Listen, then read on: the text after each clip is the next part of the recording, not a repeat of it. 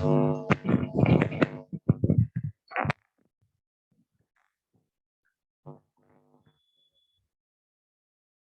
You बेटा, thank you Vishakha,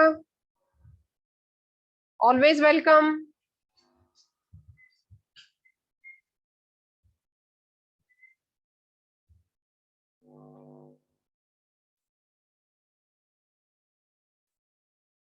Although the life is the best teacher, every day we learn something, है ना?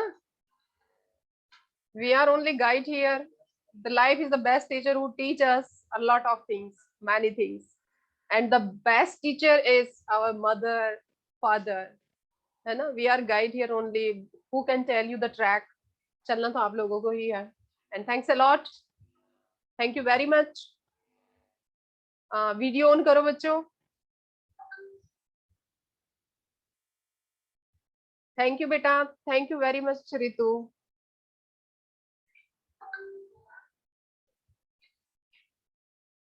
है ना?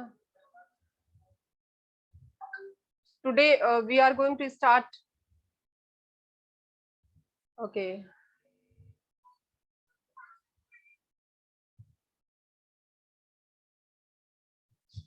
Oh, Aman. Thank you beta. Oh, thank you Daswani. Lots of love to you all. Lots of love. Thank you beta. Let's start. है ना?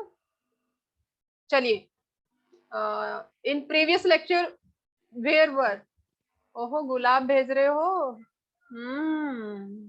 Thank you. Accepted, admitted. चलिए. Same to you. सबको, because सब अपने अपने teacher हैं. ठीक है. जब आपका मन होता है तभी सीखते हो. जब मन नहीं होता, टीचर कितना भी पढ़ा ले, नहीं सीखते हैं, नहीं पढ़ते हैं. ठीक है. थैंक यू बेटा, thank you very much. Let's start. We have done kinds of offer in last lecture, right? If I'm not wrong, we have done kinds of offer in last lecture, and the standing offer we were doing, continuing offer we were doing. मैंने आपको HW दिया था, homework दिया था. वो कौन सा homework था आपका? कि आपको मुझे टेंडर बताना है. टेंडर क्या होता है? आई थिंक, जहां तक मुझे याद है, दिया था. Vishakha, you are first time here?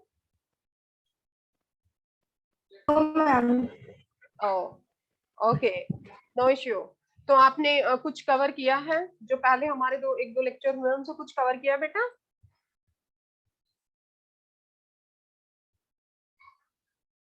नहीं, चलो नहीं किया है तो we will give you a revision class for that, right? Today we are going to start difference between offer and invitation to offer. सभी लिखेंगे difference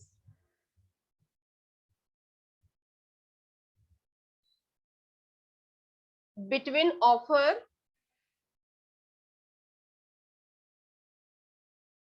and invitation to offer.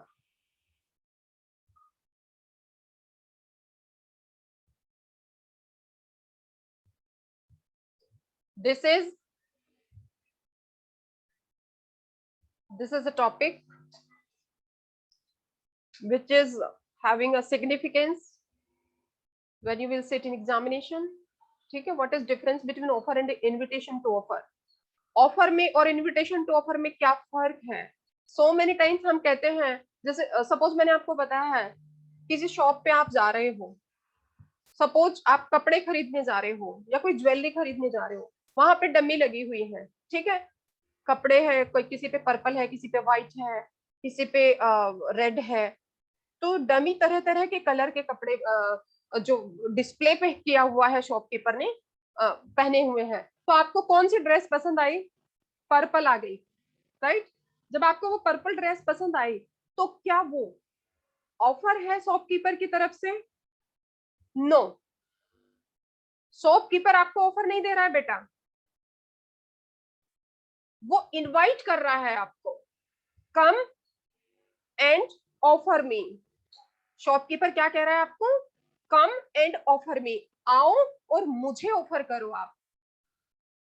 क्योंकि ऐसा थोड़ा है कि आपने जैसे ही पर्पल हाथ में उठाई तो आप बाउंड हो गए उस चीज से, आप बाउंड नहीं हुए हैं। लेकिन आप जाके बोल रहे हो कि आपने 500 प्राइस इस ड्रेस के रखे हुए हैं, but I am agree to purchase this dress in for 50 rupees. मुझे तो ये ड्रेस 450 रुपये में लेनी है, 500 में तो मैं नहीं ले रहा हूं, इसे ले रही हूँ। शॉपकीपर को आप ऑफर कर रहे हैं। आप जो डमी है, that is this where the things are displayed for you, आप देखें उन्हें और आए, that is invitation to you. Invitation है आपको ऑफर का, आपको इनवाइट किया जा रहा है बाय शॉपकीपर कि आओ और मुझे ऑफर करो। आप गए, बहुत अच्छे से गए, कमला नगर गए, लाजपत नगर गए, जहां जहां भी आपकी शॉपिंग सेंटर है, ठीक है, जहां पे डमी लगी है, आप घुस गए किसी भी शॉप में, तो क्या आप जिस भी ड्रेस को हाथ लगा रहे हो या सेलेक्ट कर रहे हो, आप बाउंड हो गए उस ऑफर से? नो, आप बाउंड नहीं हुए हो, because that is not an offer, that is invitation to offer only. समझ रहे हो ना? सिर्फ इनवाइट किया जा रहा है कस्टमर को कि आप आइए और इसको सेलेक्ट कीजिए और हमें ऑफर कीजिए, देन वी विल एक्सेप्ट। उसके बाद शॉपकीपर एक्सेप्ट करता है whether he is willing to give you in 450 that particular dress or not। वो शॉपकीपर अब एक्सेप्ट कर रहा है कि क्या 450 में वो आपको वो ड्रेस देगा या नहीं देगा। अब उसकी हाँ पे बात ठहरी है, ठीक है। जैसे अगर वो हाँ कर देता है, नाउ ही इज बाउंड, अब ऑफर बन गया आपके बीच। You are offerer, customer is offerer and shopkeeper is offeree, या उल्टा है, ठीक है। तो जो डिस्प्ले हो रहा है वो ऑफर नहीं कर रहा है आपको शॉपकीपर, थ्रू द थिंग्स जो भी डिस्प्ले की हुई है उसने, ज्वेलरी है चाहे कपड़े हैं कुछ भी है, that is invitation to offer, ठीक है। और कई बार क्या होता है, mere statement, mere ma'am, yes, I am sorry मैंने आपको डिस्टर्ब किया, बट मैम एक क्वेश्चन है, जैसे कि कुछ भी चीज हम डिस्प्ले कर रहे हैं तो सर वो इनविटेशन होगी, वो मैम वो इनविटेशन ऑफर हो इनविटेशन चुका। डिस्प्ले नहीं कर रहे हैं बेटा, थिंग्स डिस्प्ले हो रही है, जैसे कि हाँ, जैसे कि कपड़े हुए, ज्वेलरी हुई। तो मैम जैसे कि हम, आपने स्टार्टिंग में एक एग्जांपल दिया था कि हम अपना सेल फोन जब सेल करते हैं तो एक हमारी तरफ से ऑफर हो चुका। अगर जब अपना सेल फोन को हम रखें किसी भी शोरूम में और मतलब लोगों को दिखाएं, तो मैम फिर वो वहां पर चेंज हो जाएगा ना उसका पॉइंट ऑफ यस, व्यू? वहां पे चेंज हो जाएगा, वेरी गुड, वहां पे चेंज हो गई ये चीज। लेकिन अगर मैं पर्टिकुलरली कह रही हूँ कोई चीज कि भाई मैं ये ए बी को बेचना चाहती हूँ अपना फोन, तो वहां पे तो मैं ऑफर हूँ। लेकिन वहां पे अगर कई तरह के फोन है, सपोज मेरे पास सैमसंग का भी है, नोकिया भी है, और मेरे पास आईफोन भी है, और मेरे पास ये भी है, आईपैड भी है, बहुत सारे फोन है डिस्प्ले हो रखे हैं, तो वहां तो सिर्फ इनविटेशन टू ऑफर है बेटा। Very good. Okay ma'am, thank you. हाँ, इसका मतलब कंसेप्ट क्लियर हो गया। ओके, सभी को हो गया आई होप, ठीक है। अब होता है कि कई बार ना, जब हम कोई इंफॉर्मेशन कम्युनिकेट करते हैं, समटाइम्स हम इंफॉर्मेशन जब कम्युनिकेट करते हैं तो हम समझ जाते हैं कि वो भी हमने ऑफर किया है। नहीं बेटा, वो ऑफर हम नहीं दे रहे हैं। वो क्या है, कई बार होता है कंपनी के प्रोस्पेक्टस है, that is only information about company, वो आपको ऑफर नहीं दे रही है, ठीक है। वो जो प्रोस्पेक्टस है वो ऑफर नहीं दे रहे हैं।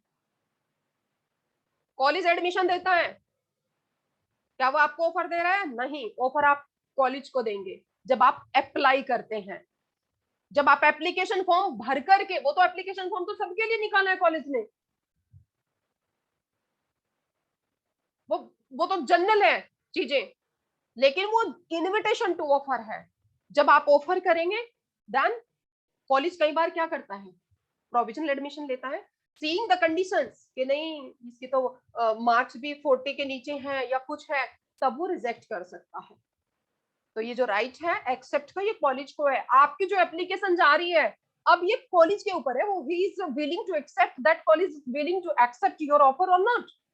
कॉन्ट्रैक्ट ही तो है बेटा, आजकल एजुकेशन कॉन्ट्रैक्ट ही तो हो गई है जब से प्राइवेटाइजेशन हुआ है ना। तो कॉलेज क्या कर रहा है, वो आपको एक इंफॉर्मेशन दे रहा है कि मेरे यहाँ पे ये कोर्सेज होते हैं, और जब मेरे यहाँ पे ये कोर्सेज होते हैं तो मैंने एप्लीकेशन फॉर्म निकाले, इशू किए हैं। एप्लीकेशन फॉर्म इशू करने का मतलब ये नहीं है कि जिसने भी एप्लीकेशन फॉर्म डाउनलोड कर लिया या ले लिया आपने एक्सेप्ट कर लिया और अब कॉलेज आपके एडमिशन लेने को बाउंड है। नो, जब आप एप्लीकेशन फॉर्म लेने जाओगे और जब एक्नॉलेजमेंट आ जाएगा, then both are in agreement, college and applicant। ठीक है, तो यहाँ पे ये चीज हमें समझ के चलनी पड़ेगी। We have to see whether that is invitation to offer or mere statement and mere communication of information, whether what is that we have to see when we are going to suppose जज, एक जज को भी क्या करना होता है, उसे समझना होता है बैठ करके कि ये क्या है, it is really a contract और नॉट, और एक कॉन्ट्रैक्ट एक्चुअल में ये वैलिड कॉन्ट्रैक्ट है कि नहीं है, उसे बहुत सारी चीजें देखनी होती हैं। और वो वैलिड कॉन्ट्रैक्ट की एसेंशियल एलिमेंट्स क्या है वो मैं आपको पढ़ाऊंगी, लेकिन एक बार हम इनको इस टॉपिक को कंप्लीट कर लें। ठीक है, तो statement of intention and announcement, offer is different from, लिखिएगा, a statement of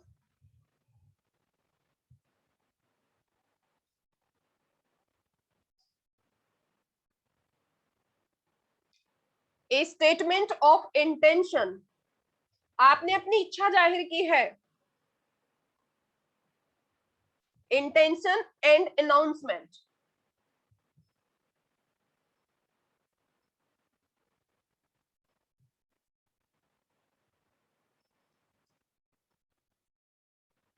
Suppose a father wrote his son about his wish of making him the owner of all his property, a mere statement of intention, या फिर वो है कि property तो दे दी।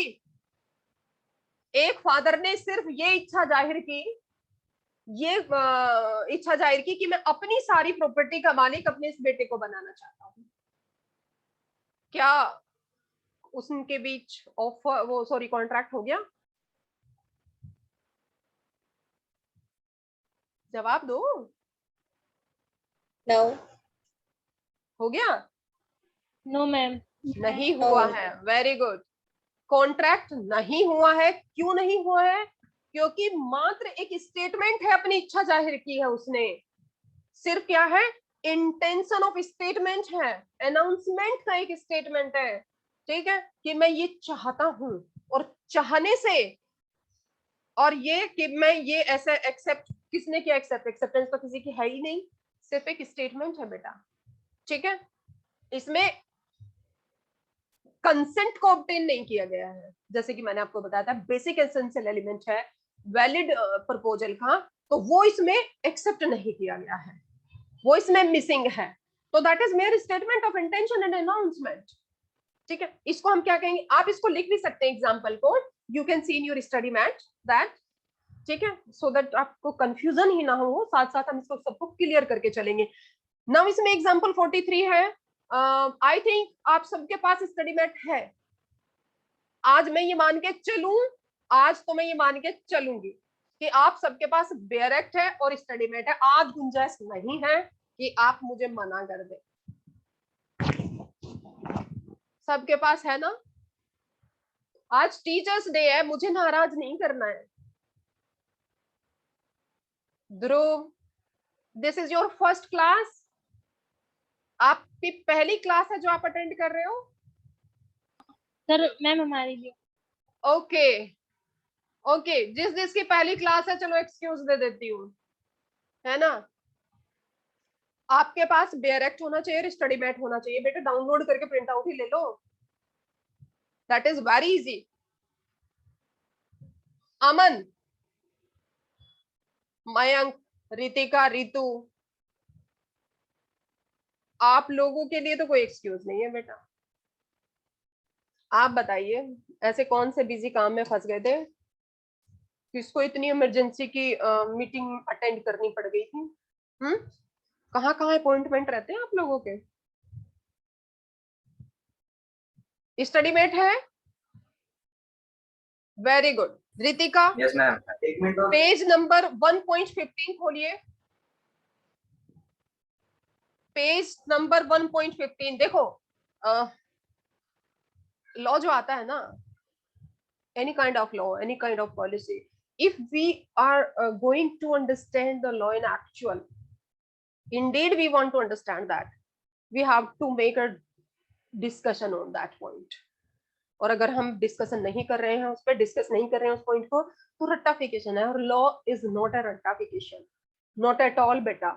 ये आता ही नहीं है ये रट्टाफिकेशन से, कोई कितनी भी वो कर ले। ये सिर्फ किससे आएगा? डिस्कशन से आएगा। You have to discuss with me each and every point. और अगर मैं आपको कर रही हूँ तो आपको समझना पड़ेगा, you have to understand practically, क्योंकि ये जो लिखा हुआ है ना, ये सारा प्रैक्टिकली लिखा हुआ है, किसी के एक्सपीरियंस लिखे हुए हैं, ठीक है? Then you have to understand each and every point, ठीक है? चलो यस, पेज नंबर 1.15 है, नीचे का, सबसे नीचे का एग्जाम्पल है इसमें, एग्जाम्पल 43। पढ़ो बेटा इसे, सभी बहुत ध्यान से सुनेंगे, केयरफुली सुनेंगे। What is that?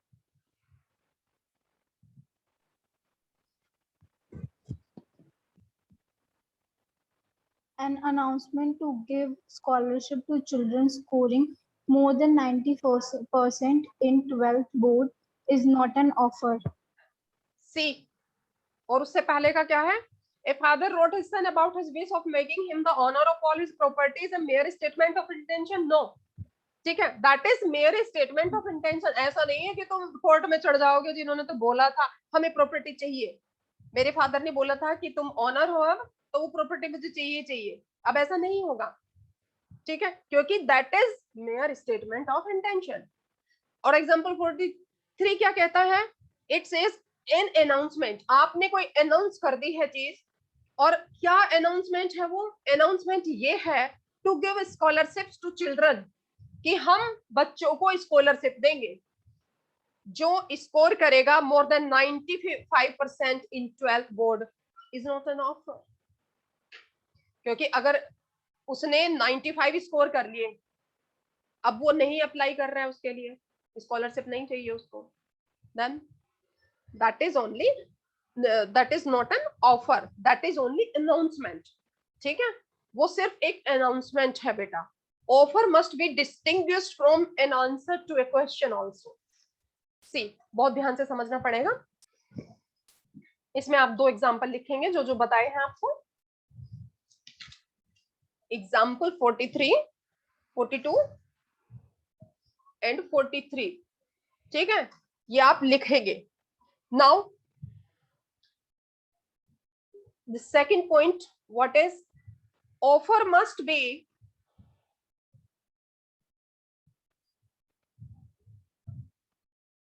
distinguished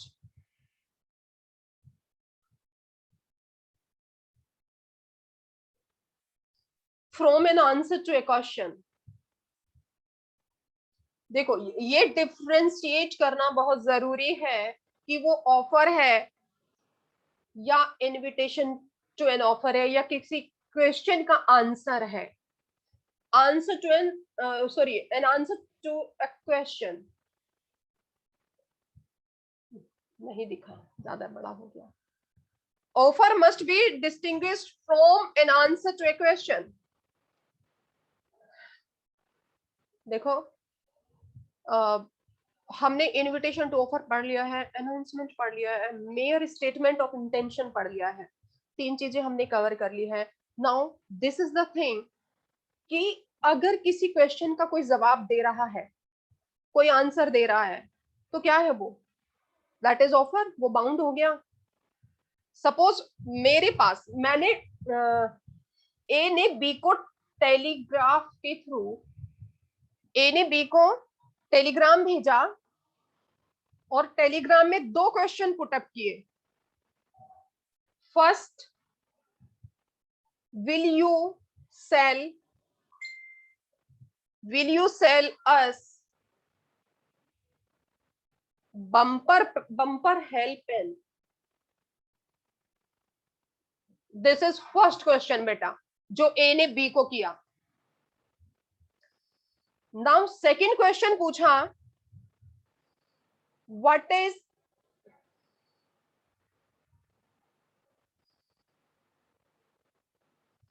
telegraph lowest cash price, कि अगर आप इनको हमें बेचेंगे तो इनका जो आप भेजेंगे तो what is the lowest cash price. अब बी ने क्या क्या रिप्लाई किया, बी ने सिर्फ क्या रिप्लाई किया, बी ने इसका रिप्लाई किया बस, सेकंड का। किसका रिप्लाई किया बी ने, सिर्फ सेकंड क्वेश्चन का आंसर किया, और क्या कहते हुए कि lowest price of bumper hall pen is 900 pound, और ये कहते हुए ये प्लेंटिफ ने सिर्फ इसका रिप्लाई किया बी ने, B replied only question number 2, पहले का जवाब नहीं दिया। अगर पहले का जवाब दे देता तो क्या होता, ऑफर हो जाता। मैम एक बार और बता दीजिए। हाँ बताती हूँ, देखो बेटा, offer must be distinguished from an answer to a question. ये कह रहा है कि जो ऑफर होता है ना, अगर कोई क्वेश्चन का जवाब दे रहा है तो जरूरी नहीं है कि वो एक्सेप्ट कर लिया उसने, या हम बाउंड हो गए या वो बाउंड हो गया। ए एक पर्सन है, 2 पर्सन है, तो इसके यहाँ पे बम्पर हॉल पेन जो होते हैं वो मैन्युफैक्चरर है उसका, राइट। तो इसने बोला कि will you sell us bumper hall pen, A ने बी को बोला क्या तुम हमें ये पेन बेचोगे। फिर एक क्वेश्चन और था उस टेलीग्राम में, उसी लेटर में, what telegraph lowest cash price, अगर आप भेजोगे तो उसके लोएस्ट प्राइस क्या होंगे, ठीक है। तो 2 क्वेश्चन थे कि आपके क्या है ये प्राइस, तो इसने बी ने रिप्लाइड किया है 900, lowest price for bumper hall pen is 900 pound. इसका तो जवाब दे दिया सेकंड का, बट इसका नहीं दिया। फिर ए ने दूसरा टेलीग्राम भेजा, we agree to buy your hall pen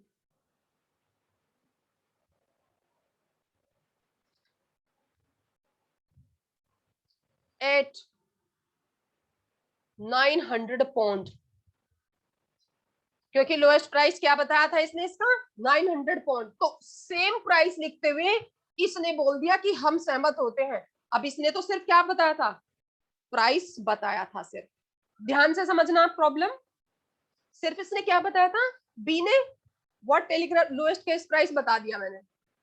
भाई सपोज रितिका ओजस्विनी से पूछ रही है कि क्या तुम हमें जो ओजस्विनी पेन बना रही है, बहुत अच्छे अच्छे पेन बना रही है लड़की, बहुत अच्छा अच्छा पढ़ती भी है, ठीक है, तो ये पेन बना रही है। तो रितिका ने पूछा कि क्या तुम हमें अपने ये पेन बेचोगी।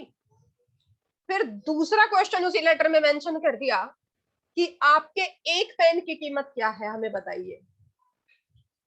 तो ओजस्विनी ने सिर्फ और सिर्फ सेकंड का आंसर दिया कि हमारे एक पेन की कीमत 100 रुपीज है। कम थोड़ा ही है, ओजस्विनी बहुत ब्रांडेड पेन निकाल रही है भाई, ऐसा थोड़ा ही है। तो ब्रांडेड कंपनी के मालिक तो ऐसे ही होते हैं, है ना।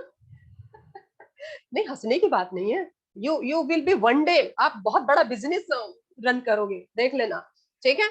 जब आप सीए बनोगे तो ज्यादा दिन दूर नहीं है बेटा, दिन ज्यादा दूर नहीं है, आपकी मेहनत पे डिपेंड करता है, ठीक है। तो ओजस्विनी बहुत ब्रांडेड पेन निकाल रही है और ओजस्विनी ने बता दिया यस 100 रुपए का एक पेन है, और वो लेटर पोस्ट कर दिया रितिका को। अब कीमत ही तो बताई है।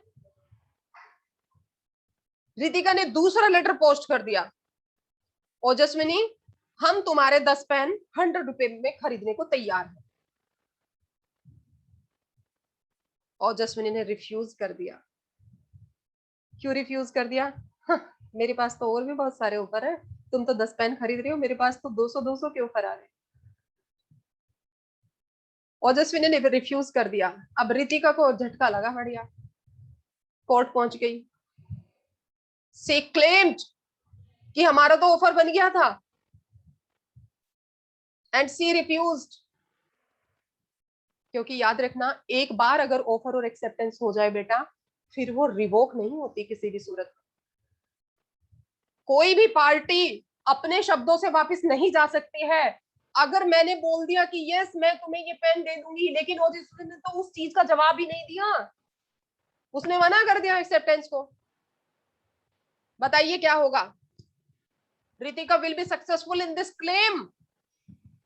नहीं मैम, क्यों?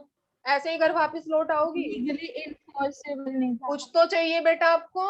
आप अग्रीव्ड पार्टी नहीं हो गया, आप कॉन्ट्रैक्ट मैम पर उसने एग्री थोड़ी किया था। हाँ? पर उसने एग्री थोड़ी किया था। मैम इसमें कंसेंट थोड़ी इसका शामिल था, तो मैम सिर्फ बोल के तो हाँ ना की थी। यस, तो आप तो चाहते हो रितिका हार जाए, है ना? रितिका खुद कह रही है, पर Ritika you are very fair, we appreciate you for that. ठीक है, इसमें वो सफल नहीं होगी इस क्लेम में। क्यों सफल नहीं होगी, वो रितिका ने अपने आप आंसर दे दिया, अपने आप बता दिया। इसलिए वापस ले लो अपना क्लेम, कुछ नहीं होने वाला है। ठीक है, आपको समझ आई ये चीज मैं क्या कह रही हूं? सिर्फ reply B replied only question 2 कि इतना प्राइस है इसका।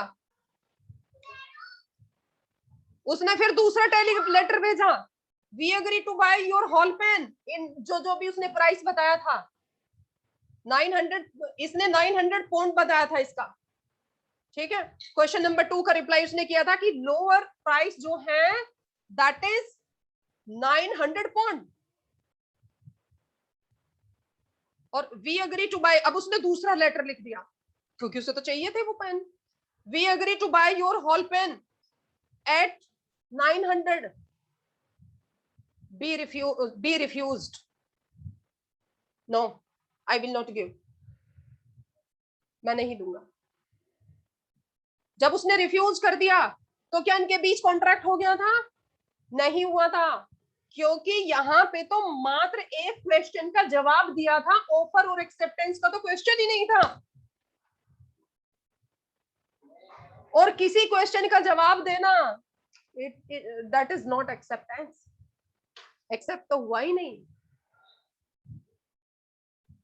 ठीक है, तो बेटा ये केस है हार्वे वर्सेस फेसी 1893 का केस है, जो फैक्ट्स मैंने आपको बताए हैं that come in your examination. Case law page number 1.16 पे देखेंगे आप। केस लॉ है आपका, इसमें क्वेश्चन में कि answer of question only, answer to give an answer of a question is not an offer. याद रखना, कोई थिंग्स अगर डिस्प्लेड है that is not an offer, that is invitation to offer. if there is the prospectus of a company, application form of a college institution, that is mere communication of information। ठीक है, तो ये चीजें आपको, और ये case law जो मैं क्वेश्चन आंसर का बता रही हूं, the case law is Harvey versus HARVEY, Harvey versus facie.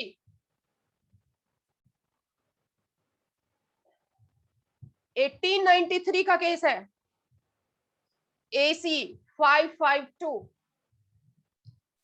In this case, I am giving you plain reading of this, फिर क्विकली हम आते हैं नीचे। In this case, Privy Council explained the distinction between an offer and an invitation to offer in a give, ये सब हम पढ़ रहे हैं invitation to offer जो भी हमने पढ़ा है पीछे। ठीक है, तो Privy Council succinctly explained the distinction between an offer and invitation to offer in the given case. Given case कौन सा है? हार्वे, जिसको मैं बहुत अच्छे से आपको एक्सप्लेन कर चुकी हूँ। ठीक है, समझा चुकी हूँ पेन के थ्रू और एग्जाम्पल के थ्रू, रितिका और ओजस्विनी के through, how offer can be accepted, और क्या ये ऑफर बना। To give an answer of a question is not an offer, कि एक्सेप्टेंस हो गया, अब you can't go back from your words. आप अपने शब्दों से आप वापस नहीं जा सकते हो, ठीक है।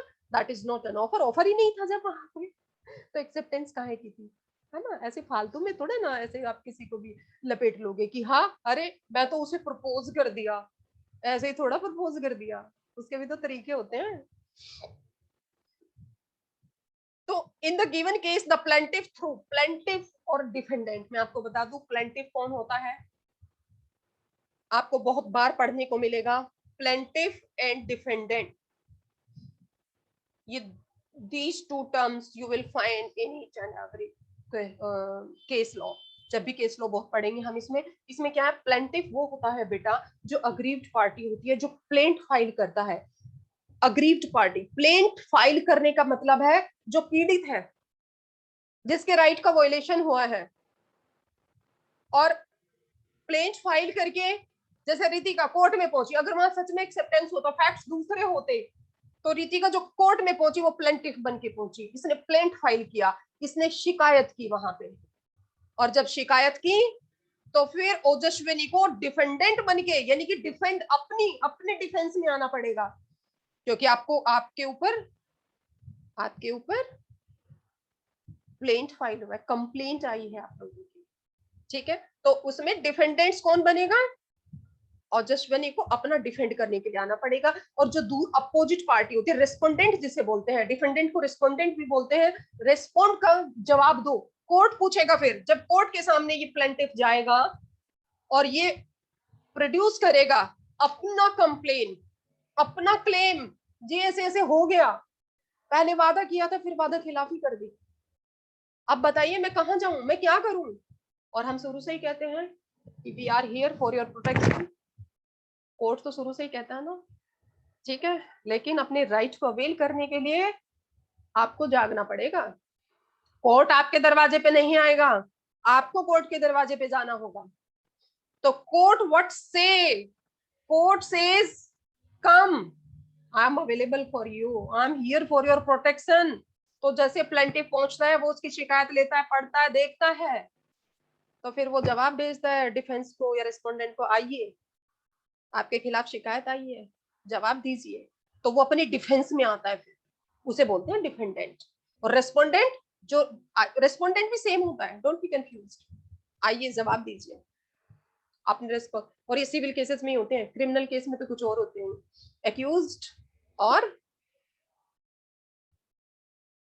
प्रोसिक्यूशन जो होता है, ठीक है, वो पार्टी अलग होती है, वहां पे तो एक पार्टी स्टेट होती है, दूसरी पार्टी एक्यूज्ड होती है। एक्यूज्ड कौन होता है, जिसपे चार्जेस लगे हैं, ठीक है, क्रिमिनल केस में। लेकिन यहाँ पे तो सिविल केस की बात हो रही है सारी, तो सिविल केस में प्लेंटिफ और डिफेंडेंट होते हैं, और क्रिमिनल केस में हमेशा एक्यूज्ड और दूसरी पार्टी जो होती है स्टेट होता है, एक्यूज्ड वर्सेस स्टेट, और इसमें हम प्लेंटिफ वर्सेस डिफेंडेंट याद रखना। खैर आपको क्रिमिनल लॉ तो नहीं पढ़ना है, इसलिए वहां पे तो ना जाइए, क्रिमिनल लॉ तो हम तब पढ़ेंगे जब हम कंसेंट पढ़ेंगे, उसमें फ्रॉड पढ़ेंगे, धोखा पढ़ेंगे, धोखा भी मिलता है ना,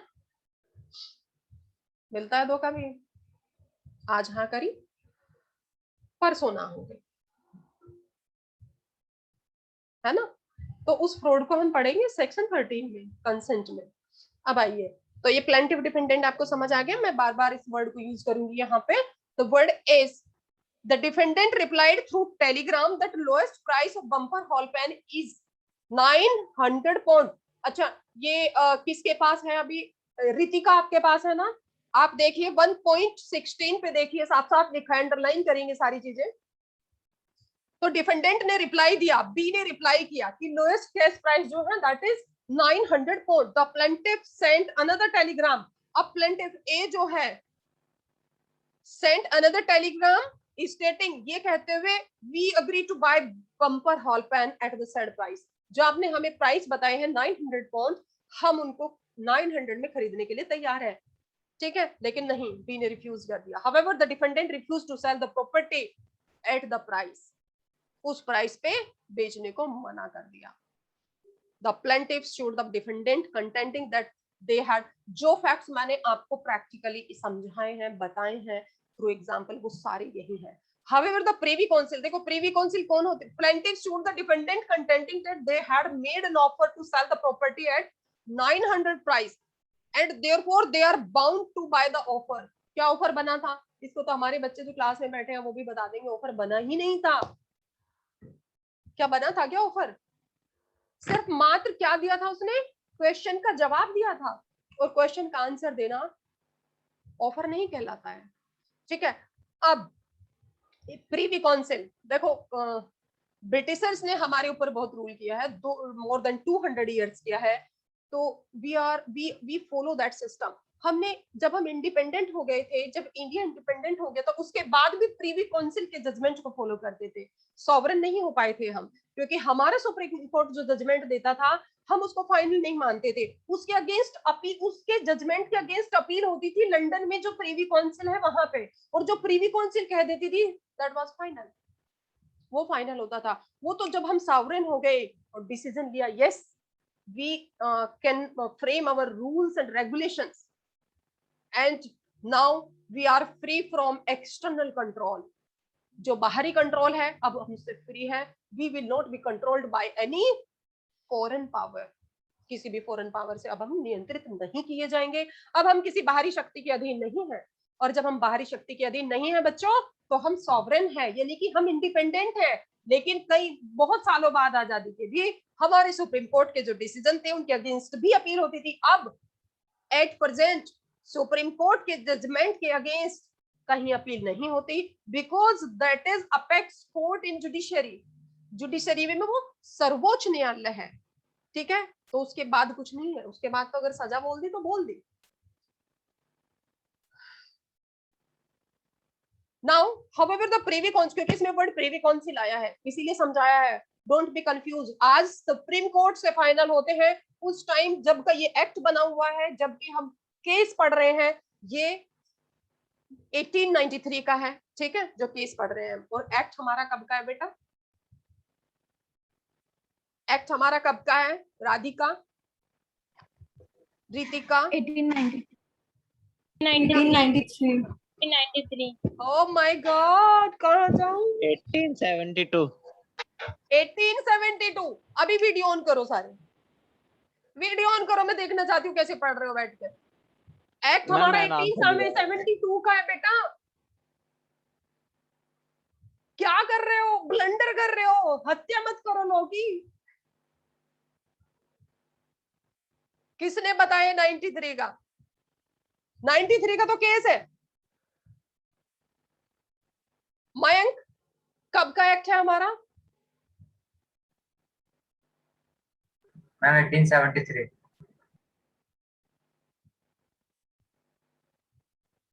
रितिका, कब का एक्ट है हमारा? 1872। 1872 का है, 73 भी नहीं है। आप इसका टाइटल देखिए, टाइटल तो देखो बच्चों। ऐसा मत करो, अपनी इस क्लास टीचर पे टीचर्स डे वाले दिन रहम करो। लो का मर्डर मैम मत मुझे केस लगा, आप केस पूछो। चलिए खैर कोई बात नहीं, बट ये ठीक ब्लंडर है। है, मैं मिस्टेक नहीं बोलूंगी इसको। दिस इज ब्लंडर, भारी मिस्टेक जिसे बोलते हैं। दिस जो एक्सक्यूज, जिसका कोई एक्सक्यूज ही नहीं है। ठीक है, तो आगे से ऐसा नहीं होना चाहिए। अगर मैं कुछ पूछती हूँ जो मैंने पढ़ा दिया है, you will tell me definitely the exact answer. आप सीए की पढ़ाई करने जा रहे हैं, और सीए के स्टूडेंट को अगर आप कुछ भी कर रहे हैं, whatever you are doing, अगर आप किसी के आप टहलने भी जा रहे हैं तो दिखना चाहिए कि आप सीए हैं, आप सीए की पढ़ाई कर रहे हैं, है ना। अभी माइन्यूटली चीजों को ऑब्जर्व करना सीखो बेटा। दिस इज द एज, वो एज है जब एक शार्प व्यू तो आपको लाना ही पड़ेगा ना अपने में। और शार्प व्यू कब आएगा? जब आप चीजों को माइन्यूटली देखेंगे। ऐसा नहीं आज मैडम ने पढ़ा अगले दिन भूल गए। सिर्फ अकाउंट्स पढ़ते रहते हो, लॉ को भूल जाते हो क्या? लॉ को भूलो मत, उसे भी पढ़ो भाई, वो इक्वली इंपॉर्टेंट है ना। Law is also equally important. चलिए खैर आगे से याद रखेंगे। 1872 का ये एक्ट है, 1 सितंबर 1872 में इट केम इनटू फोर्स।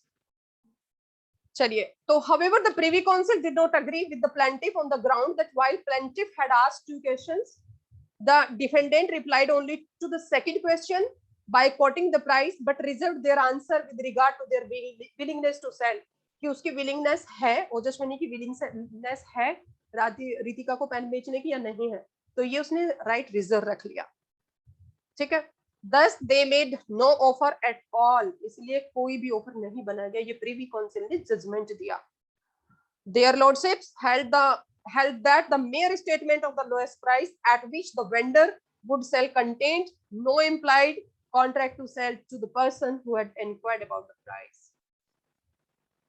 ये पूरा जजमेंट है और यही जो डिसीजन है was followed in McPherson versus अपन्ना।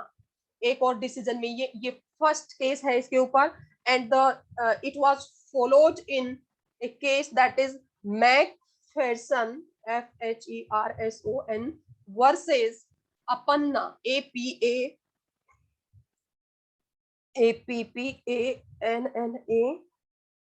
1955 का केस है बेटा, ASC 184. The same facts were there or same decision was delivered through this judgment. Same decision इस केस में थे, तो these two cases you have to revise under invitation to offer, right? चलिए, now statement of price is not an offer, जो हम पढ़ चुके हैं। Statement of price, quoting the price of a product does not constitute it an offer. मैं आपको बता चुकी हूँ, हार्वे वर्सेस फेसी का एग्जांपल इसमें हम देंगे।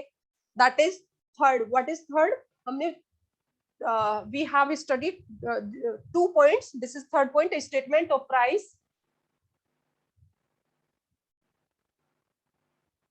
A statement of price is not an offer. आपने कोई प्रोडक्ट निकाल रहे हैं और आपने उसकी प्राइस और टैग लगा रखा है या कुछ भी है, या जो डमी है उस पर टैग लगा हुआ है, प्राइस लिखा हुआ है, बकायदा कोटेड प्राइस है, तो that is not an offer बेटा, वो ऑफर नहीं है। Coating the price of A product, अगर आप किसी प्रोडक्ट का प्राइस कोट कर रहे हो तो that doesn't constitute it as an offer. इसका एग्जांपल हार्वे वर्सेस फेसी ही देंगे हम इसमें। The price list of goods does not constitute an offer for sale of certain goods on the listed price. It is an invitation to offer only. Mall में जाते हैं, तरह तरह की डिफरेंट चीजें, मॉल में तो सभी घूमते हैं, कुछ घूमते हैं कुछ घुमाते हैं, है ना, बच्चे ऐसे ही तो होते हैं। वहां पे डिफरेंट थिंग्स जो होती हैं वो क्या होती हैं, डिस्प्ले हुई हुई है विद प्राइस लिस्ट, उसकी प्राइस लिस्ट भी है वहां पे, उसका प्राइस भी बताया गया है, ठीक है। जब खरीदते हो या किसी को खरीदवाते हो तो वहां पे आप डिफरेंट थिंग्स की विद प्राइस आप टैग लगे देखेंगे कि यस, तो इट डजंट मीन कि they are offering to you, that is invitation to offer only. Now the invitation to make an offer or do business, in case of an invitation to make an offer, the person making the invitation does not make an offer. ये वही है जो मैंने आपको अभी तक पढ़ाया है, ठीक है। Now an advertisement of sale of goods by auction. Auction क्या होती है?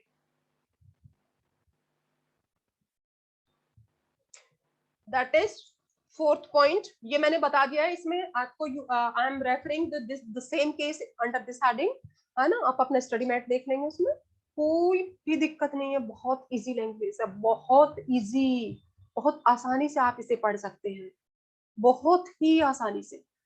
कोई भी दिक्कत है, you have my number, I am also in your group, I am here for you, you can ask me anytime, ठीक है। मुझे पता है सीए के स्टूडेंट रात को पढ़ाई करते हैं, तो बेटा आप कभी भी कोई भी टैग करेंगे ना, पर्सनली पूछो, आप ग्रुप पे पूछो, आप मेल के थ्रू पूछो, आप चिट्ठी पत्र लिख के पूछो, जब भी आप पूछोगे उसका जवाब हम सेम उसमें वे में रिप्लाई करेंगे, ठीक है। लेकिन पूछो, क्वेश्चन दो ही स्टूडेंट पूछते हैं, या तो दो ही तरह के, जो पूछते नहीं है या तो उनको सब कुछ समझ में आ गया, ठीक है। मतलब और अगर क्वेश्चन पूछ रहे हो दैट मीन्स आप पढ़ रहे हो, ठीक है। इसलिए क्वेश्चन पूछा करो, डाउट पूछा करो if you have any doubt, ठीक है। मयंक समझ आ रहा है? Yes ma'am. परफेक्टली समझ आ रहा है, क्योंकि अभी है हमारा टाइम जब हम हर कॉन्सेप्ट को क्लियर कर लेंगे, एग्जाम के, जब एग्जाम शुरू बिल्कुल नजदीक आ जाते हैं, हमें नींद नहीं आती, भूख नहीं लगती, उस टाइम पे तो हम पढ़ ही नहीं पाएंगे। उस टाइम पे तो एग्जाम फोबिया सबको ही होता है, ठीक है, तो एग्जाम फोबिया में नहीं पढ़ पाएंगे हम, अभी अभी पढ़ना है, इसलिए अभी पढ़ लो और कॉन्सेप्ट क्लियर करके बढ़ो, ताकि उस वक्त चांसेस हो के एग्जाम दे लो आप अपने। नाउ मैम हाँ बेटा, ये समन, उफ, मेरा नंबर नहीं है आपके पास, हाउ इज इट पॉसिबल? आपने मांगा ही नहीं मेरा नंबर। ग्रुप में है तो मैम। मैं ग्रुप में हूँ, ठीक है, मैं ग्रुप में हूँ बेटा। चलिए, और फिर मैं आपको ग्रुप में अपना नंबर डाल दूंगी, ठीक है, अपना स्पेसिफिक नाम डाल के नीचे अपना नंबर डाल दूंगी, don't worry about that. Now example है हमारा, ये है हमारा 4th point, an invitation to make an offer और डू बिजनेस।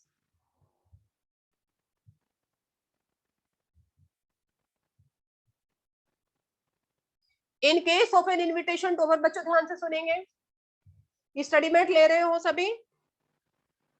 नहीं मैम, जिसको नहीं है बेटा download. Yes, ma'am. Yes ma'am.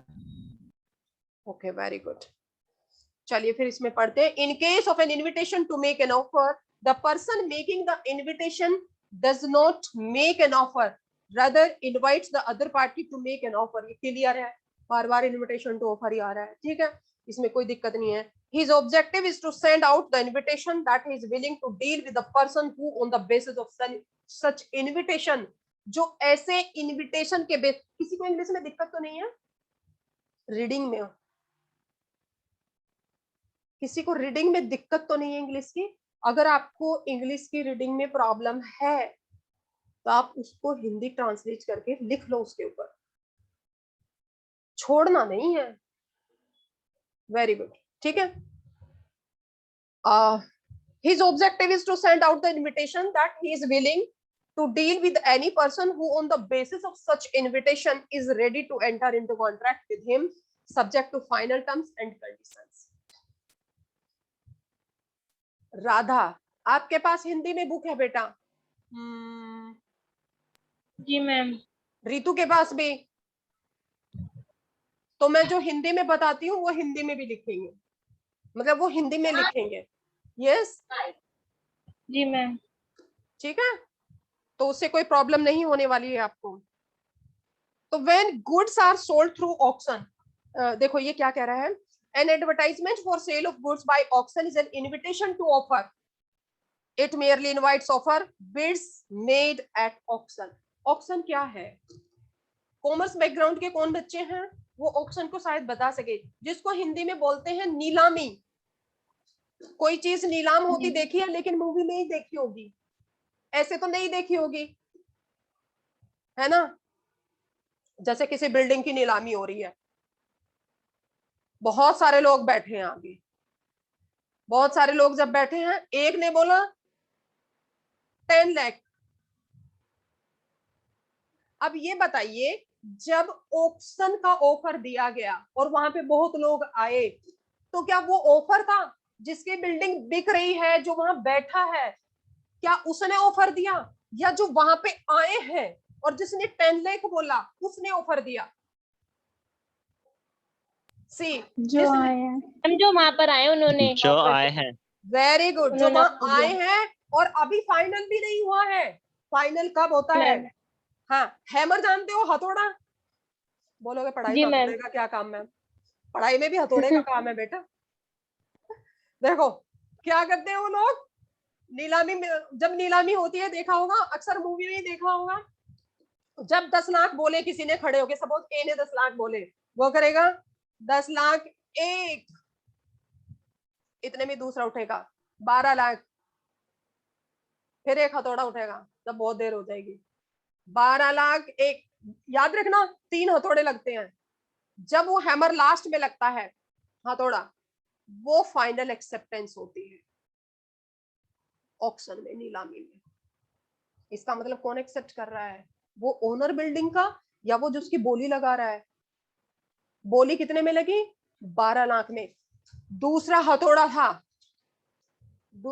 उसने बोला 12 लाख 1, 12 लाख 2, 12 लाख 3। 12 नहीं, अभी नहीं, जैसे ही 12 लाख 3 बोला, दूसरा खड़ा हो गया 14 लाख। जब वो 14 लाख वाला खड़ा हो गया, ये हथौड़ा अभी लगा नहीं था, इसी एक्सेप्टेंस से पहले ही उसने 14 लाख बोल दिया। अब वो 14 लाख को काउंट करेगा, 14 लाख 1, 14 लाख 2, 14 लाख 16 लाख। 16 लाख। तो अभी हथौड़ा लग चुका है।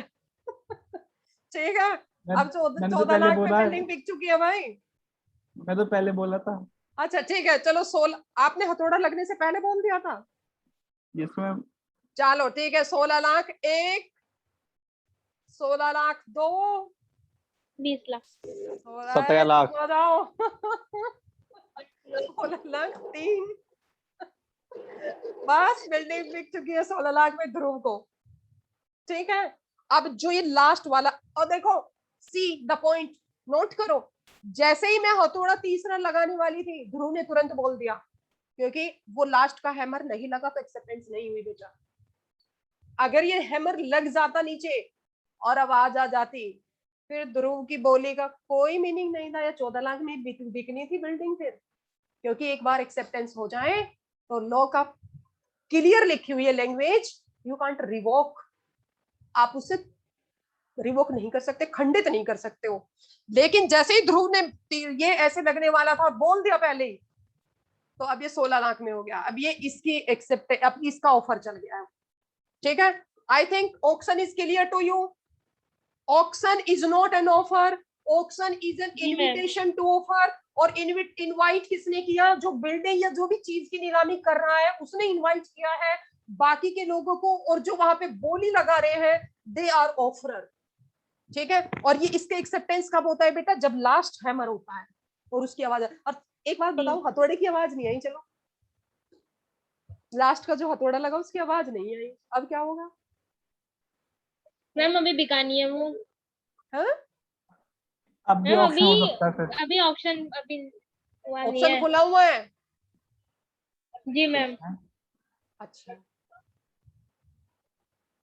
तो ये किस पॉइंट पे आप बोल रहे हो कि ऑप्शन खुला हुआ है? वहां तो हथौड़ा लग चुका है, आवाज ही तो नहीं आई। या वो लास्ट का वो जैसे तोड़ रहा था वो निकल के बाहर चला गया, वो जो लोहे वाला था वो निकल के बाहर चला गया, वो टूट गया। अब क्या होगा? अब नया हथौड़ा लाके तब उसकी बोली लगेगी। ठीक है, तो ये केस रेयरली होते हैं, मुश्किल से होते हैं। जैसे कई बार क्या होता है, हम ऑफर अगर टेलीफोनिकली कर रहे हैं, अगर टेलीफोनिकली ऑफर कर रहे हैं तो क्या होता है? टेलीफोनिकली जब हम ऑफर कर रहे हैं, सपोज आपने बोला ओ बी को आई लाइक यू, ठीक है, लेकिन जैसे ही उधर से एक्सेप्टेंस आता, वो ट्रेन आ गई, शोर मच गया, कुछ भी हो गया, आपको सुनाई नहीं दिया कुछ भी, तो क्या यहाँ एक्सेप्टेंस हुई? कॉन्ट्रैक्ट बना? आपको तो सुना ही नहीं, वो ट्रेन आ गई सीटी बजाती हुई या हॉर्न देते हुए, बहुत सारे ट्रैक और ये बड़े बड़े ट्रांसपोर्टेशन आ गए, क्योंकि आप सबके ऑन रोड हो, घर है ना, तो एक जो नॉइज की पॉल्यूशन है, नॉइज पॉल्यूशन की तो प्रॉब्लम है ही है, या फिर कुछ भी हो गया, जब आप एक्सेप्टेंस दे रहे थे उस वक्त पूरा नॉइज क्रिएट हो गया। अब क्या होगा जी? पानी तो लुटिया तो पानी में ही डूब जाएगी ऐसे, अगर आई टू या आई ऑल्सो लाइक यू नहीं आया जवाब, ये तो बहुत गड़बड़ हो जाएगी ना। और जबकि उधर से आई लाइक यू बोल दिया गया है, मैं भी आपको पसंद करती हूँ। अब क्या होगा बेटा? दोबारा कॉल करी जाएगी, ऐसा ही होगा। देखो, ये जितने भी इश्यूज होते हैं ना, मैं आपको बता दूं, कॉल रिकॉर्डिंग होती है। अच्छा, कॉल रिकॉर्डिंग कर लो फिर, है ना, लेकिन वो तो एक बार की बात है ध्रुव, वो तो एक बार ही हुआ था, एक बार बोली थी हिम्मत जुटा के, I love you, I like you, will you marry me. उधर से एक्सेप्टेंस आनी बाकी थी कि ट्रेन आ गई सीटी बजाती हुई। अब क्या होगा? लुटिया पानी में, बिल्ली लेट गई। देखो ऐसी केस में क्या होता है मैं आपको बता दूं, इन केस ऑफ व्हेन नहीं नहीं ऐसे सैड मूड मत बनाओ, है ना, आपके पास ऑप्शन है, लेकिन हम बिजनेस वर्ल्ड में आते हैं अब, ठीक है। ध्रुव ऐसे ऐसे ऐसे सैड मूड मत बनाओ, आपकी तो एक्सेप्टेंस पूरी पूरी होगी, डोंट वरी। अब होता क्या है इस केस में, क्या होगा ऐसे केसेस में, when the statement, when the acceptance came into the knowledge of offeror, अगर उसकी नॉलेज में आ गई है, भले ही कितना भी शोर मचा है, तो एक्सेप्टेंस है। अगर उसकी उसमें नहीं आई है नॉलेज में, दैट इज नॉट एक्सेप्टेंस, वो एक्सेप्टेंस काउंट नहीं होगी, ठीक है। आपने ऑफर किया है कि मैं ये जो 100 रुपए, ये जो सॉरी 100 क्विंटल चावल मैं आपको बेचना चाहता हूं, क्या आप इसे लेंगे? उधर से मुंबई में बैठा हुआ बी नाम का व्यक्ति ये कहता है फोन पर कि yes I will take it, मैं इसको लूंगा और सेट प्राइस में ही लूंगा जो आपने कहा है। लेकिन हुआ क्या, जब वो एक्सेप्टेंस दे रहा था उस टाइम पे क्या हुआ, उस टाइम पे बहुत नॉइज क्रिएट हो गया, या पुअर नेट कनेक्टिविटी हो गई, या जो भी होना था। यहाँ पे क्या होगा, यहाँ पे एक ही चीज होगी, if that is into the knowledge of offeror, अगर ऑफरर की नॉलेज में आ गई है वो चीज तो ठीक है, अगर नहीं आई है तो फिर वो एक्सेप्टेंस काउंट नहीं होगी। And it depends on the offeror. अब देखो ऑफरी, और एक चीज और उठती है यहाँ पे, ऑफरी ने बोला यार मैं तो एक्सेप्टेंस दी थी, और उसने तुरंत फोन रख दिया। ऑफरी ने ये कह करके कि ठीक है मैं आपके 100 क्विंटल चावल खरीद लूंगा सेल प्राइस में, ये कह करके फोन रख दिया। अब ऑफरर को सुनाई नहीं दिया, ऑफरी ने सोचा मेरी तो एक्सेप्टेंस हो गई, मेरी तो डील हो गई, एग्रीमेंट में आ गए हम, होता है ना, होगा ना, क्योंकि जब उसने फोन रख दिया उसकी नॉलेज में तो क्या है कि मैंने अपनी स्वीकृति दे दी, एक्सेप्टेंस दे दी। लेकिन ऑफरर जिसे सुना ही नहीं दिया, जिसे तो पता ही नहीं है कि हुआ क्या है, वहां पे क्या होगा, जब उसे पता ही नहीं है, जब उसने सुना ही नहीं है, अब उसने अपने ये जो 100 क्विंटल चावल थे किसी और को बेच दिए, क्योंकि उसकी एक्सेप्टेंस ही नहीं आई। और चावल कोई ऐसी चीज नहीं है कि वो रखेगा, वो तो रोजी रोटी उसकी वही है, चावल की खेती। अब ओफरी ने बोला मैं तो एक्सेप्टेंस दी थी, हाउ इज इट पॉसिबल कि वो रिवोक कर दे, पॉसिबल ही नहीं है। वो कोर्ट पहुंच गया। कोर्ट क्या करेगा बेटा, कोर्ट किसको प्रोटेक्ट करेगा इस केस में, ऑफरी को प्रोटेक्ट करेगा, गलती किसी की भी नहीं है। ऐसे केस में एक ही रूल चलता है, keep in your mind, the rule is that the acceptance came into the knowledge of offeror और नॉट।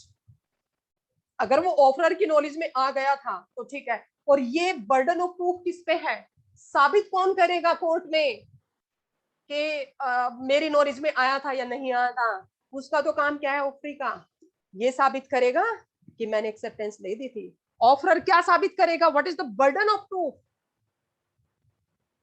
कि वो तो मेरी नॉलेज में ही नहीं आई थी,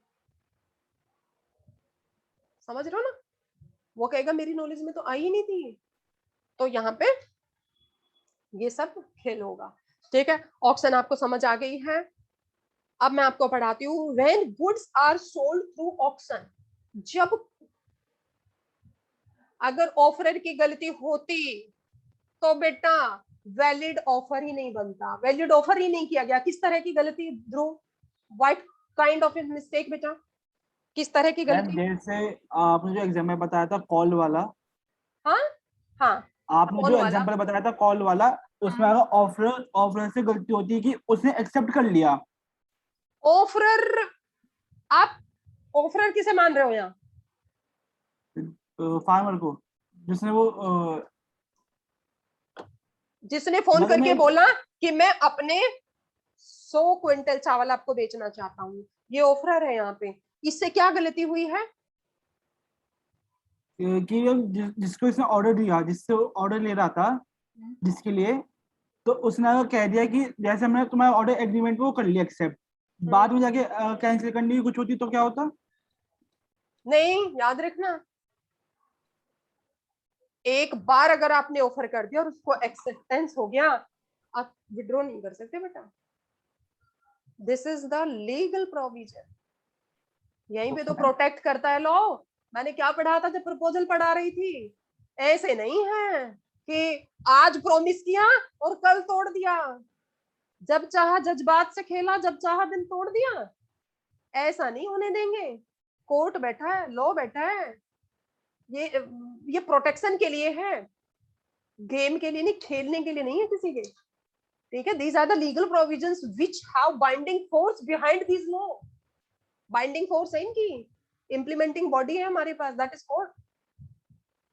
ठीक है, तो ऑफर उसी को, पहले तो कोर्ट यही देखेगा कि ऑफर वैलिड था कि नहीं था, और अगर कोई मिस्टेक थी तो वही कैंसिल होगा। फर्स्ट स्टेज ही आपने पूरी नहीं की अपनी, और फर्स्ट स्टेज क्या होती है किसी कॉन्ट्रैक्ट की? प्रपोजल, वो भी वैलिड तरीके से, फिर एक्सेप्टेंस, वो भी वैलिड तरीके से, फिर आपका एग्रीमेंट था, कंसिडरेशन था इसमें, और एनफोर्सेबिलिटी थी, तब जाके कॉन्ट्रैक्ट पे वो कोई फैसला देता है लॉ, सॉरी कोर्ट। ओके, समझ आ गया ध्रुव? ध्रुव क्लियर हो गया बेटा?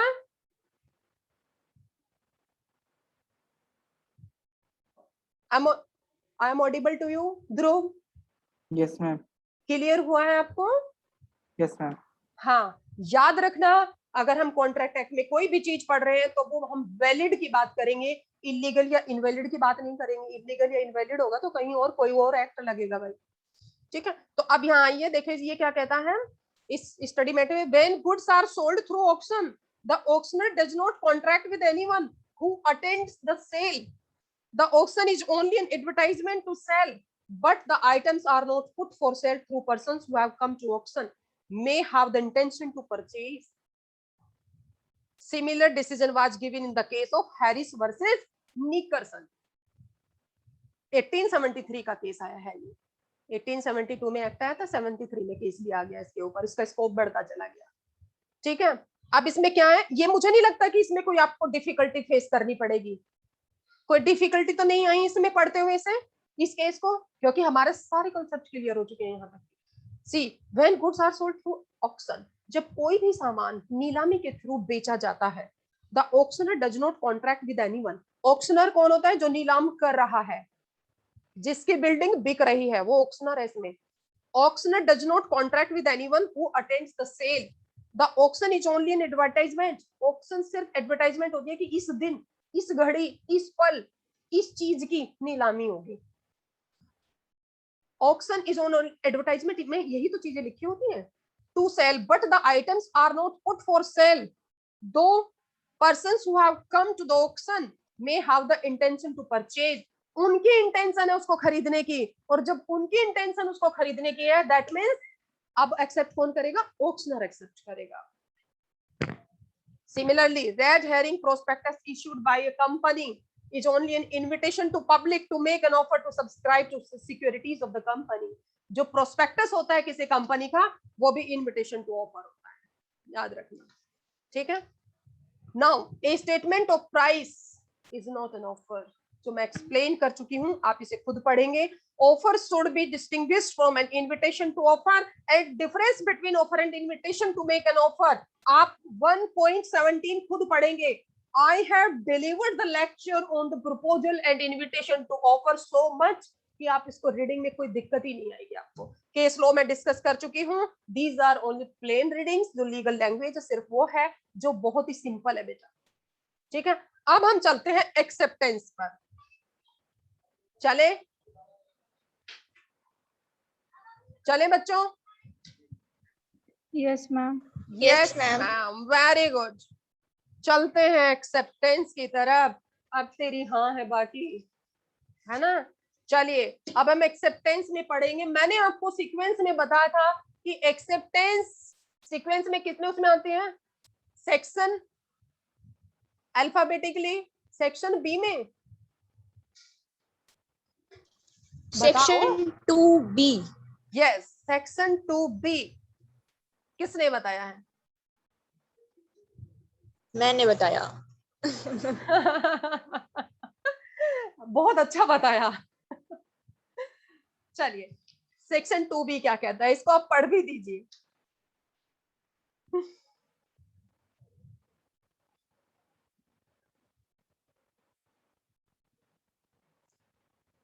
जो नए बच्चे हैं बैकअप ले लेंगे, जो मैं चार्ट बनवाया है उस चार्ट को बना लेंगे। अभी हम उसी चार्ट के हिसाब से चल रहे हैं। आपके स्टडी मैट के जो पहले पेजेस हैं वो हमने नहीं पढ़े अभी, वो हम पढ़ेंगे, ठीक है। सिर्फ हम प्रपोजल से चल रहे हैं यहाँ पे, और सेक्शन जिसमें हम proposal we have to cover करना था, we have done that, and now acceptance, that is under section 2b।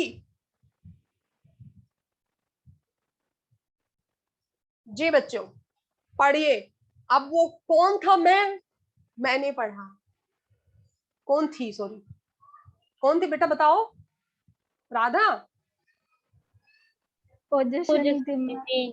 Ojaswini, चलिए बताइए। बहुत ब्रिलियंट बच्ची है ये। बच्चियां तो सारी ब्रिलियंट होती हैं, इसमें तो कोई दो डाउट, दो राय ही नहीं है। चलिए पढ़िए बेटा, definition of acceptance.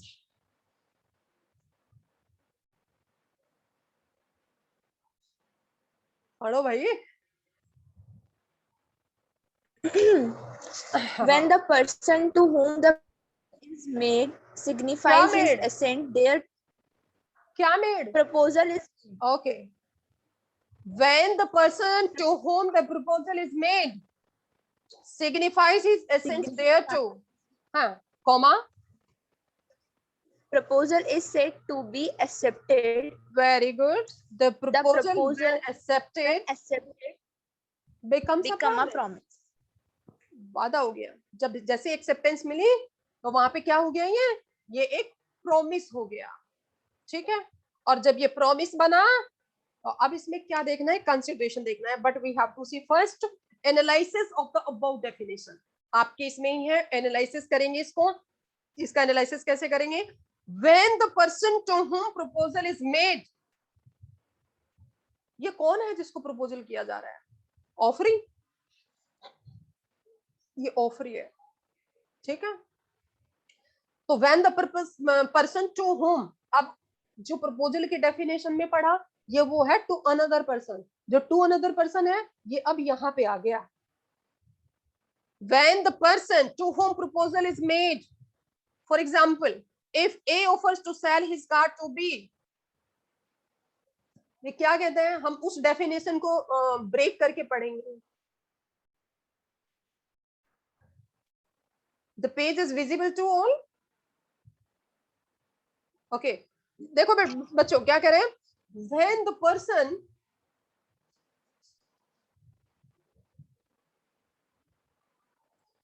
to whom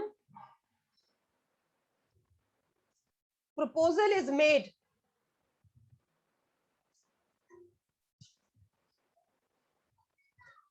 ये कौन पर्सन है, कौन है ये व्यक्ति? चलो इसको देखते हैं कहाँ छिपा बैठा है। ऐसे होता है ना मीडिया में। तो ये ए, सपोज ए है, ए ऑफर्स अपनी एक कार, ए जो है अपनी एक कार को ऑफर करता है, किसको? बी को। ए जो है अपनी एक गाड़ी बी को ऑफर करता है कि आप इसको क्या 2 लाख में खरीदेंगे।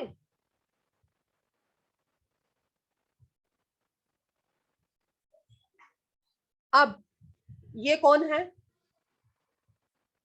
जो ऑफर कर रहा है? ऑफर कर रहा है, वेरी गुड। और बी कौन है? द पर्सन जिसके जिससे बोलो बोलो, वेरी गुड। जिसे वो ऑफर कर रहा है। Yes, this is your platform. आप खुल के बोल सकते हैं, खुल के डिस्कस कर सकते हैं, जो भी दिल में आए, जो भी मन में आए, ठीक है। Very good. ये वो व्यक्ति है जिसको ए ने ऑफर किया है कार का 2 लाख में, ठीक है। अब the person to whom proposal is made, B in the above example, and B signifies his consent on that proposal। और अगर B अपनी कंसेंट दे देता है, किसको? हाँ कर देता है, एक्सेप्ट कर लेता है, तो इसका मतलब क्या बन गया? प्रॉमिस बन गया दोनों के बीच। और जब प्रॉमिस हो जाता है तो अब किसी भी सूरत हाल कोई भी पार्टी वापस नहीं जा सकती। Seeing the provision of Contract Act। अभी ऑफर ही तो हुआ, एक्सेप्ट थोड़ी नहीं हुआ। नहीं नहीं, बी ने कंसेंट दे दी, एक्सेप्टेंस हो गया, प्रॉमिस हो गया, बी ने एक्सेप्ट कर लिया, एक्सेप्टेड, ठीक है। जब बी ने एक्सेप्टेड लिखी है तो नाउ इट इज एक्सेप्टेड, और जब ये एक्सेप्टेड हो गया तो क्या हो गया बेटा, ये प्रॉमिस, ये प्रॉमिस बन गया, ठीक है। जैसे एक्सेप्ट हुआ तो ये प्रॉमिस बन गया। और आप कॉन्ट्रैक्ट एक्ट साफ साफ मना करता है अगर ऑफर हो जाए वो एक्सेप्ट हो जाए तो कोई भी पार्टी अपने शब्दों से अब वापस नहीं जाएगी। You have to keep your words, जो वादा किया वो निभाना पड़ेगा। Accepted proposal becomes promise here, आपके ही स्टडी मेट में लिखा हुआ है, 4th पॉइंट है, that is accepted proposal becomes promise here, ठीक है। अब relationship between offer and acceptance,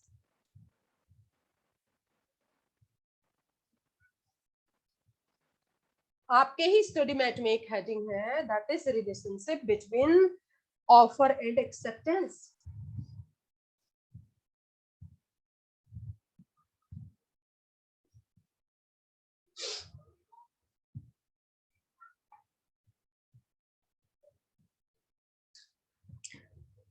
देखो ये डेफिनेशन बहुत इंपॉर्टेंट है, बहुत ही ज्यादा इंपॉर्टेंट है बच्चों, मैं आपको बता दूं, इससे आपको समझ आ जाएगा what is this. If you are going to write on acceptance, if there is a question in your examination about acceptance, ठीक है, एक्सेप्टेंस पे अगर कोई भी क्वेश्चन आ रहा है, whether you I don't your mode of examination is objective और subjective, that is subjective, right,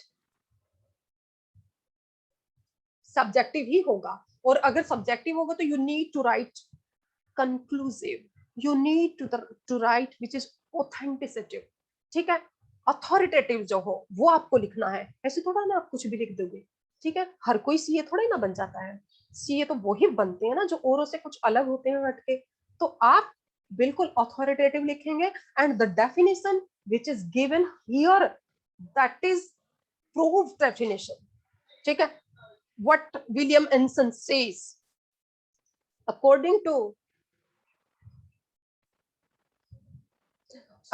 to Sir William, SIR, according to Sir William Anson, देखो क्या बढ़िया बात बोली है, जिसको समझ आ जाएगी ना डेफिनेशन आप भूल ही नहीं पाओगे, जहां बैठोगे उसे देखो। एक्सेप्टेंस, एक एक वर्ड को पढ़ना है बेटा इसके, और फिर मैं इसे इंटरप्रेट करूंगी, फिर मैं बताऊंगी आपको कि क्या लिखा है इस डेफिनेशन में, अगर ये समझ नहीं आती। एक्सेप्टेंस मैंने क्या बोला, एक बार अगर एक्सेप्ट हो गया कोई ऑफर, वो रिवोक नहीं होता, फिर तो आग ही लगती चली गई, अब वो आग वापस नहीं आएगी, उसे बुझा नहीं पाओगे अब आप, क्योंकि आपके हाथ से चीज जा चुकी है। As per contract act, once an acceptance came into the knowledge of offerer, now both the parties are under promise and both the parties can't go back from their own words, ठीक है। acceptance is what, acceptance is to offer, लिखेंगे सभी इस definition को, कोई भी chance नहीं है कि छोड़ देगा कोई, और लर्न करो इसको, सीखो इसको। देखो acceptance is to offer what a lighted, what a lighted match is to train of gunpowder,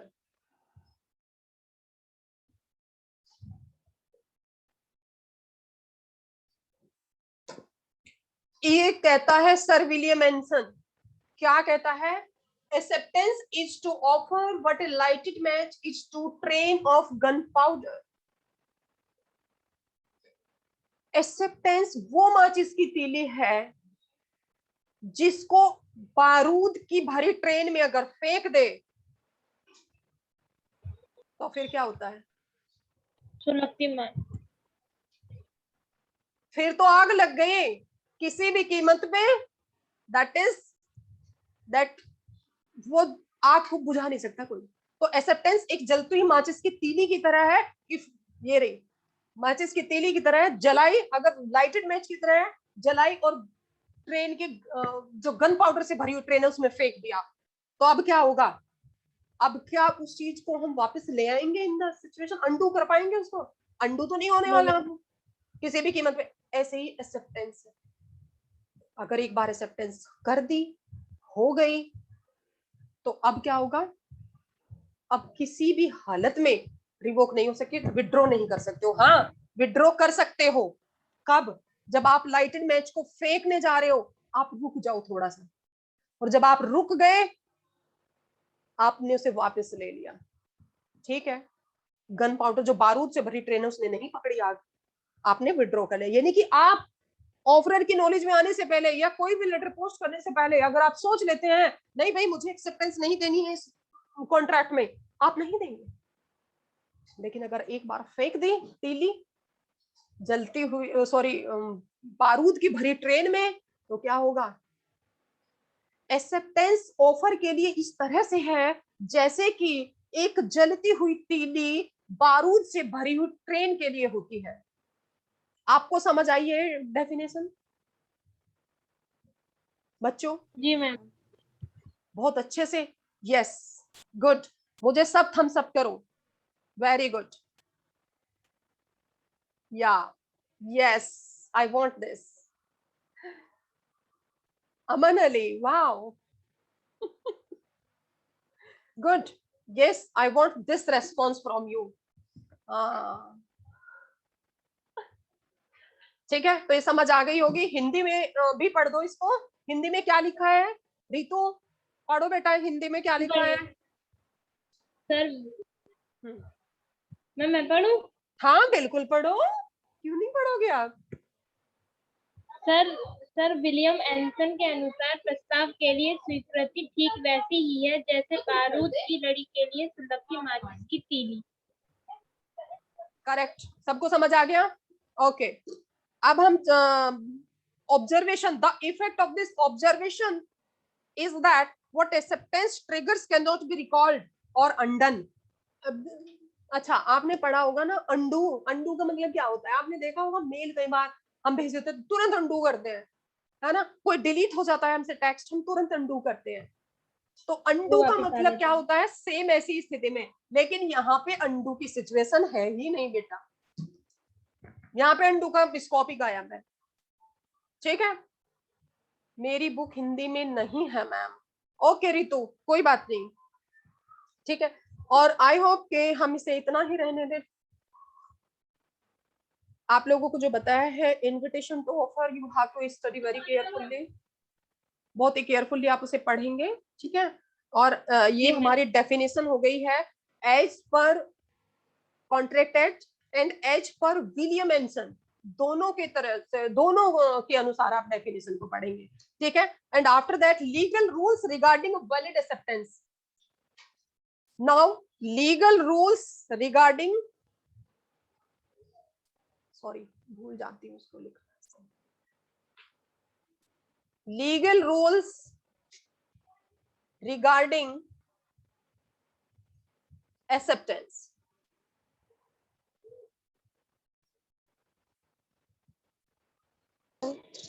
हाँ बेटा, legal rules regarding acceptance. Acceptance can be given only by the person to whom the offer is made. इस heading को डाल के छोड़ देते हैं। Acceptance we will continue in next lecture with this heading. ठीक है? Acceptance can be given only by the person, only word use हुआ है बेटा। ऐसा नहीं है कि तुम अपने फ्रेंड को भेज रहे हो जा देख वो हाँ कर रही कि ना कर रही। Only you will accept, only that person will accept, the person to home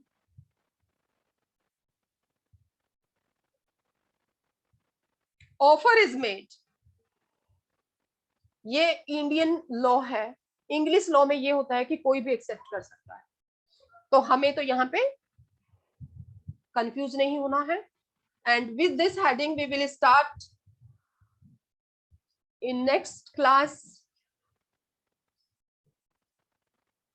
तब तक बाय बाय, Bye, सबा ma'am. खैर, ठीक है जी मैम। जी। और जो पढ़ाया है सभी को ये इंस्ट्रक्ट करूंगी, आप उसको रिवाइज करेंगे और नेक्स्ट क्लास में 5 to 10 मिनट्स हम उसके रिवीजन के लेंगे, ठीक है। 5 से 10 मिनट तक रिवीजन हुआ करेगा। Yes, very good. बहुत थम्स अप आ रहे हैं, बहुत लव के सिंबल आ रहे हैं मुझे, क्या बात। ठीक है, ओके। हाँ, ये किसने भेजा है? चलो ठीक है बेटा, bye bye, see you tomorrow. Bye, ma'am. हाँ, I will meet you in next lecture. Thank you, ma'am. Bye बेटा, बाय।